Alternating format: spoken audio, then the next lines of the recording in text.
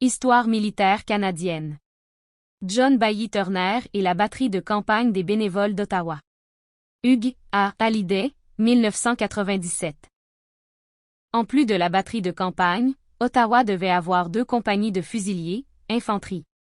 Celles-ci ont commencé à prendre forme avec un ordre général de la milice daté du 3 avril 1856.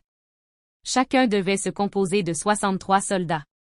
Le capitaine George Patterson, le lieutenant James Fraser et l'enseigne Francis Abbott ont été nommés à la première compagnie. Patterson et Fraser avaient occupé des commissions dans le 4e de la Carleton.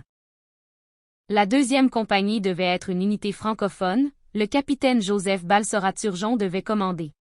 Il y avait une tournure ironique à cela, car Turgeon s'était vanté d'avoir été un rebelle dans les troubles de 1837 à 1838.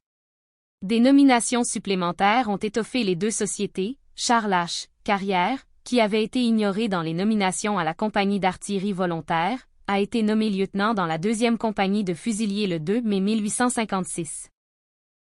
Les efforts pour lever des unités supplémentaires dans les zones rurales voisines ont été vains, mais le 19 juin 1861, une 3e compagnie de fusiliers est organisée à Ottawa, commandée par le capitaine William B. Galway.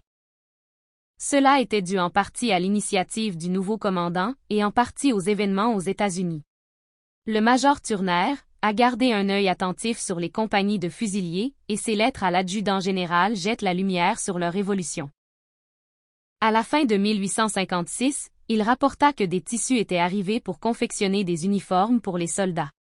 Les officiers de la compagnie de Turgeon avaient déjà acheté des uniformes de source londonienne, très beaux, mais Patterson et ses officiers subalternes n'avaient fait aucun effort pour se faire équiper.